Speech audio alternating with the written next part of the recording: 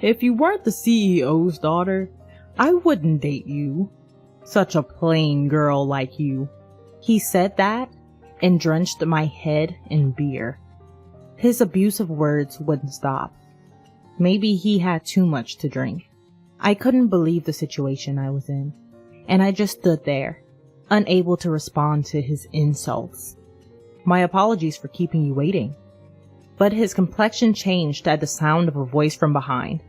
Without turning around, I got into the car as suggested. My name is Lydia. As the daughter of a company CEO, I've been treated like a delicate object since I was a kid. I was tired of adults changing their attitudes when they saw my father's presence behind me. Being a quiet child who preferred being alone. As I grew up, I began trying to blend in with the atmosphere around me. I suppressed myself, trying to remain inconspicuous. Even the friends I made through such efforts would distance themselves from me once they learned about my father's job. I used to resent my father's profession, but my perspective changed when I entered a university and started studying business. Through university lectures, I began to understand the difficulty of achieving long-term stable performance like my father. I started to take an interest in my father's company. Hearing about my father's passions and thoughts about the company, my interest grew, and I deepened my learning. You've been getting good grades in school, and it seems like you have a decent knack for business too. So I guess it wouldn't be a bad idea to let you run the company someday, my father says. If that's the case, I thought, I would like to create a company culture where the distance between employees is closed and everything can be discussed openly. Having had lonely experiences in my childhood, I longed for an atmosphere where everyone could speak freely, regardless of their title or position. It would be wonderful if I could make the company like that when I became the CEO. The evening downtown area is bustling with various people. I check that the clock hand is pointing at 6:50, and I breathe a sigh of relief. I always wanted to arrive before Cooper for our meetups. I take out a small mirror and fix my bangs. While I'm at it, I also reposition my permed hair and the light blue hair ornament. As I throw the mirror back into my handbag, I catch sight of Cooper in a suit, making his way through the crowd. I wave back at Cooper, who is smiling. The place we enter is our usual chain pub. We order simple snacks and draft beer and toast. I loved spending Friday nights chatting about work or just random stuff in this casual place. Cooper and I started dating in our senior year of college, and it's almost 2 years now. We got together because we joined the same seminar. Cooper noticed me, who was quietly hiding in everyone's shadow, and talked to me. Cooper is good at conversation and casually brightens up the atmosphere. I'm a lucky person to be dating him. The planning department at the head office is tough after all. There's a lot of overtime, but the satisfaction makes it worth continuing, Cooper said, finishing his drink, his face showing he had quite a bit to drink. I think being assigned to the planning department means they have expectations of you, Cooper. You're amazing. When will you stop working at the factory, Lydia? If you get transferred to the head office, we could have lunch together. After graduating from the university, I asked my father, who is the CEO, to let me work in the factory. I had a strong desire to know the field. I'd love to have lunch with you, Cooper, but I like working in the factory, and it suits me.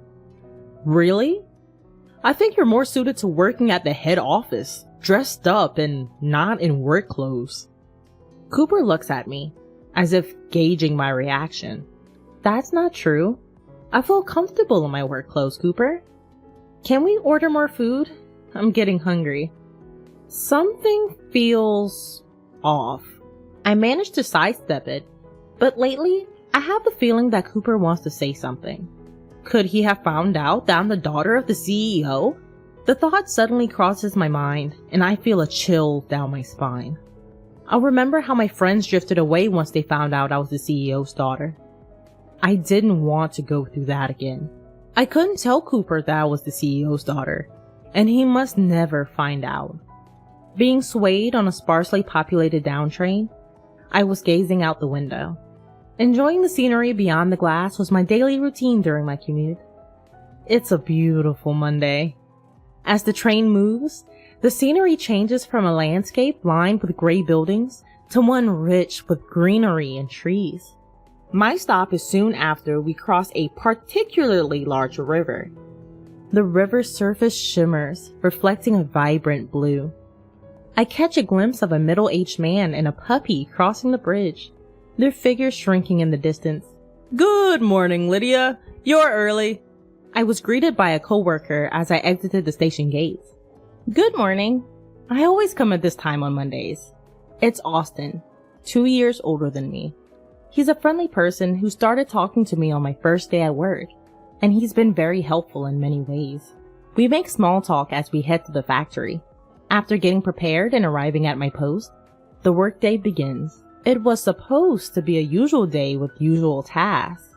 However, an unexpected accident occurred. It was just before the afternoon work began, right after lunch break. At that time, my father, the CEO, happened to be on a factory tour. Coming out of the break room, I bumped into my father, who asked me to pass on a message to my mother. It seems he had left his smartphone at home.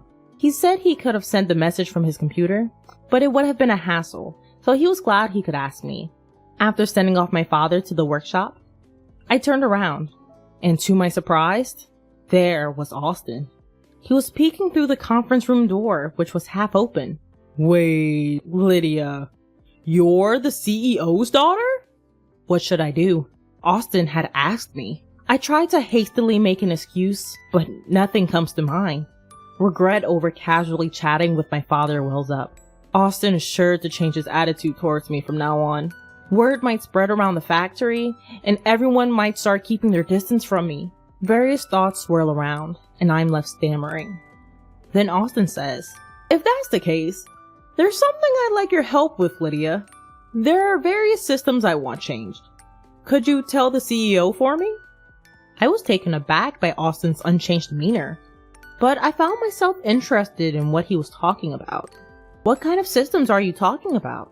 When I asked, Austin gave a brief explanation.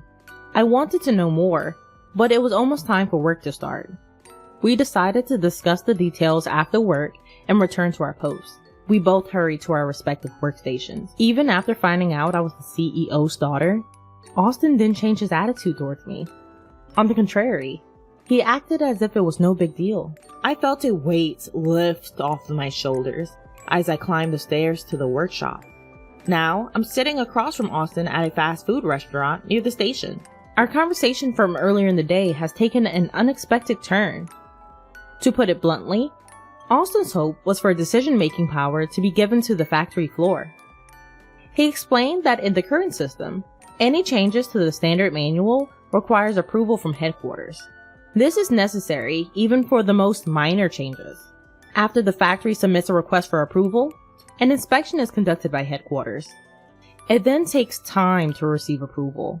Often, by the time approval is granted, the situation has changed and the change is no longer necessary. However, it takes effort to cancel the application.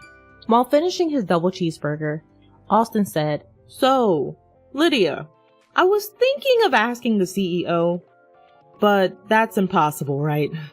Still, I can't help but wonder if there's something we could do."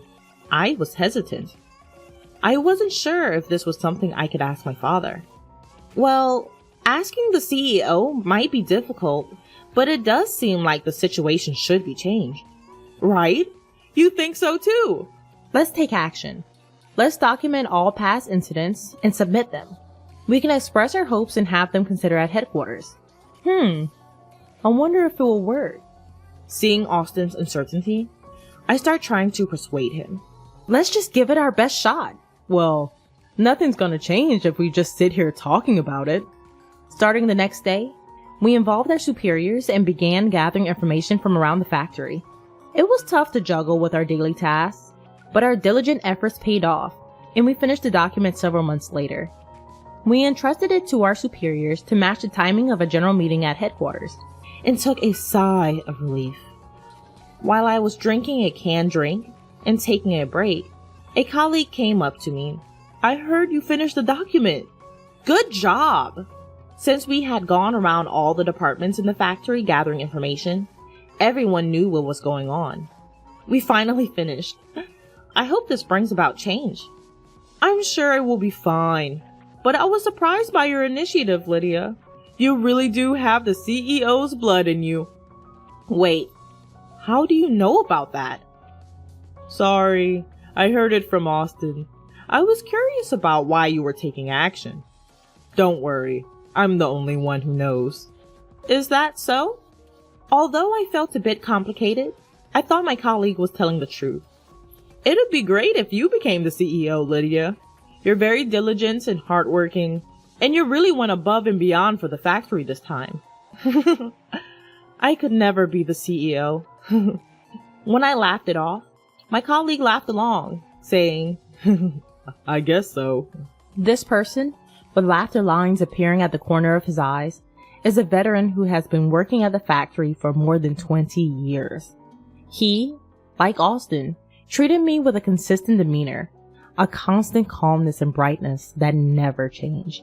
Several months later, our superior returned from the general meeting and loudly called everyone to gather. What's going on? The employees who gathered asked. The authority at the site has been partially changed. Hearing these words, the employees began to murmur. I instinctively looked for Austin.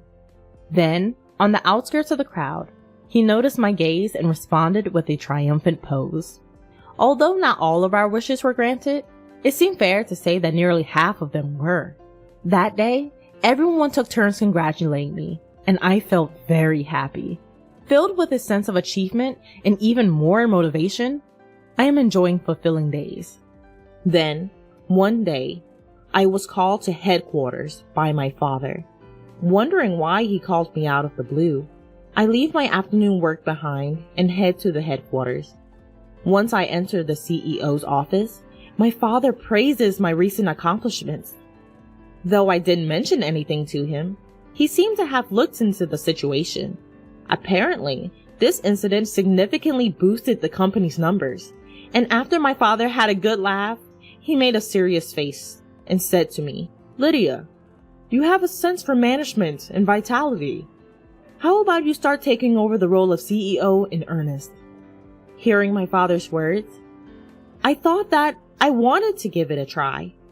A workplace where employees are vibrant because their opinions are heard and improvements are made. If I become CEO, I can move things on a larger scale. I can make it as comfortable as possible to work. But with that, the responsibility also becomes heavier. I might have almost made up my mind, but I asked him to let me think about it and went home that day. I questioned myself alone in my room. Can I really do it? Can I fulfill this responsibility? I had trouble falling asleep that night, and the next morning, despite the lack of sleep, I visited my father at the headquarters with a clear mind. About our conversation yesterday, I would like to take on the role. I appreciate your trust in me. I bowed deeply. My father said, That's great. Thank you. And started talking about the future schedule. What? Lydia's gonna be the CEO?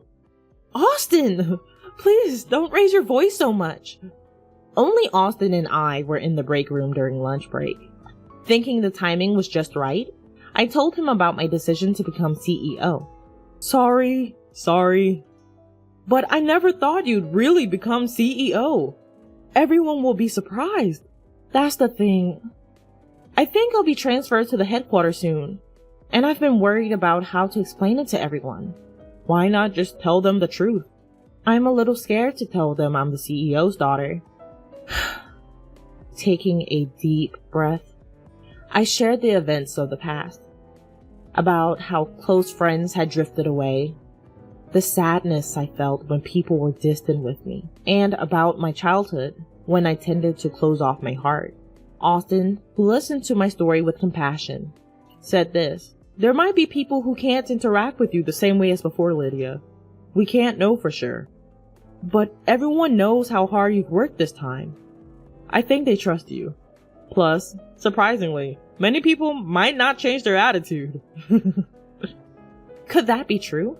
Although I felt somewhat relieved hearing Austin say that, My heavy memories were rejecting any further thoughts. In the end, I only gave a vague reply. When I checked my smartphone on the way home from work, I had a message from Cooper. I hadn't seen Cooper in a while, just when I thought I had some breathing room from being busy with document preparation for the headquarters. Cooper's peak season had started. It's not just about everyone at the factory. I need to think about Cooper too. Swaying on the train, I let out a sigh. Could I really say the truth from my own mouth? What would happen if I told them? After a while, the dates of my transfer to the headquarters was confirmed. I would be leaving the factory in a few weeks. Unsure of how to tell everyone, I spontaneously dropped by the document room.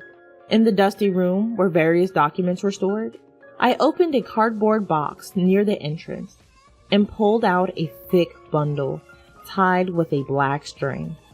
It was my work diary from the past. Looking back from my first day of work, forgotten memories come back.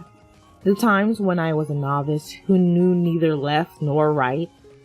When I was taught work carefully. When a senior colleague spoke to me as I learned the job. And when someone treated me to canned coffee when I was down about making a mistake. As I looked at the diary, my mind became set. It's not about whether they accept me or not. I'll convey the truth with gratitude for everything so far, and sincerity. With that decided, I left the document room. On Monday's morning assembly, I was to tell my colleagues about my transfer. Prompted by my boss, I stepped forward and bowed. Wondering what it was about, everyone was waiting for me to speak. Austin and a colleague who knew the situation were watching from the back of the circle. I told them that I was the CEO's daughter and that I was going to take over the company, and I expressed my gratitude. To my surprise, I was able to say it smoothly, as if I had never been troubled. While being surprised at myself, I looked at everyone's reactions. While they seemed to be shocked, Austin raised his voice saying congratulations, and more voices of agreement followed. Somehow the atmosphere softened and I felt relieved. I gratefully received the encouraging words, feeling refreshed. Later, everyone invited me out for drinks. They said it was a celebration for my becoming CEO, so we headed to a pub, much like a year-end party. The large number of participants made me so happy, I felt like crying. I felt confident that I was being accepted to this extent. Since it was a celebration, they booked a different restaurant than usual, and we all got on the train. We got off after about 15 minutes, arriving at a popular pub known for its delicious seafood. We livened up the place with random chats, and as the drinks flowed, I was wrapped in a fluffy sense of joy. After a while, I checked the time, and nearly 2 hours had passed. Wanting to sober up a bit, I headed to the restroom. The pub was bustling at 8 p.m. Every seat was filled. As I was looking around, intrigued by this first-time visit, a familiar voice caught my ear. Involuntarily, I paid attention. The voice seemed to be berating someone. Contrary to my desire to leave immediately, my body was moving toward the source of the voice. It was a strange feeling, as if my body wasn't my own. Everyone in the seminar knew, even though she tried to hide it. If she weren't the CEO's daughter, no one would date such a plain girl. At the table of 4 men in suits, there was the person I expected. She works in a factory, but is she really the CEO's daughter? She dresses so plain. I never feel like taking her to a nice restaurant. Maybe if she invited me to her family's mansion, I'd be a little motivated. I couldn't comprehend what the familiar and beloved voice was saying. Cooper noticed me standing still. He seemed quite drunk, his eyes fixed. His resentment and hatred for me came through clearly, and I couldn't move. Do you think you're worth something? The only thing you have is your status as the CEO's daughter. Cooper, glaring at me, didn't seem to realize I was actually there. With unsteady steps, Cooper approached me. He tilted the glass in his right hand and poured beer over me. The liquid that had filled the glass drenched my hair and face. Droplets fell, wetting the floor. What a waste of years being with you. Let's break up. Ugh, I'll break up with you. All I could do was nod at Cooper's loud declaration. Quietly moving away from Cooper with my dirtied face, I told my colleagues that I'd be heading home first. Luckily, they were all tipsy and didn't seem to care. As I left the restaurant, the cool night air touched my cheeks. The droplets in my hair cooled down, the chill reaching my scalp as if to freeze it. Feeling hesitant to get on the train like this, I reluctantly called for a car. When I was appointed CEO, my father had given me a personal vehicle. The driver assigned to me was someone I had known since childhood, and the car was familiar. I was looking at the national highway filled with cars, wanting to relax in the familiar seat. Then, the entrance of the pub opened, and someone came out. You're still here? Looking so shabby. Really pathetic. Held up by what was probably a colleague, there was Cooper, unstable on his feet. My heart was torn to shreds. I couldn't take any more of Cooper's words. Such violent words. Sorry to keep you waiting, CEO. A voice came from behind me. Cooper looked at me, eyes wide. Please, get in here. Prompted to the back seat, I moved my feet. Wait a minute. That was a joke. You should have told me if you were appointed CEO. Let's keep going out. I saw Cooper desperately trying to convince me over my shoulder. I felt nothing. If anything, a faint sense of disgust. The CEO is tired. Please leave. Once the driver confirmed I was in, he closed the door. As the car started moving, my tears burst forth. They kept flowing, running down from my chin, dropping onto my lap. What did I ever love about him? I didn't know he was that kind of person. After a good cry, my heart began to settle, and suddenly, I thought it was my fault. Staying as lovers without showing my true self was an unreasonable story. Thinking so, my feelings began to lighten. Wiping the tears with a handkerchief, I turned my eyes outside the window. Clouds were passing across the starry sky. It felt as if I was at the bottom of the sea, the comfort of drifting, surrendering to the gentle sway of the waves. I thought about my colleagues at the factory, and then about Austin. Being accepted for who I am feels really reassuring. Rubbing my swollen eyes from crying too much, I fell asleep, just like that. 1.5 years has passed since I became CEO. Even after my transfer to the head office, every time I felt nostalgic, I visited the factory under the pretext of inspection. Today, too, I'm visiting with some gifts. It's just like you, Lydia, to say it's tough, but carry on without a problem. I'm impressed. That's not true. I'm always being supported. Spreading out the snacks I brought, I felt a smile spreading across my face. Even after becoming CEO, my colleagues at the factory still call me Lydia. It feels like I've come home. As I was basking in happiness, Austin started a conversation. By the way, what should we do about our honeymoon? Suddenly, he brought up something personal, and I looked around in surprise. The colleagues I was chatting with earlier seemed to have returned to their workstations. Be careful! We haven't announced it yet.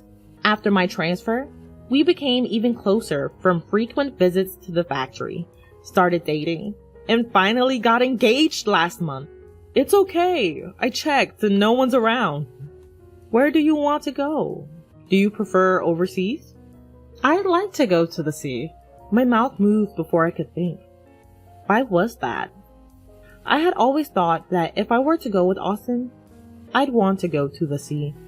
If it's the sea, an island might be nice too. I'll look it up. Austin laughed as I said, I'm looking forward to it. I wonder what color the sea will be as I sit on the beach with Austin in the bright light. Just imagining it makes my heart flutter and my cheeks relax into a smile.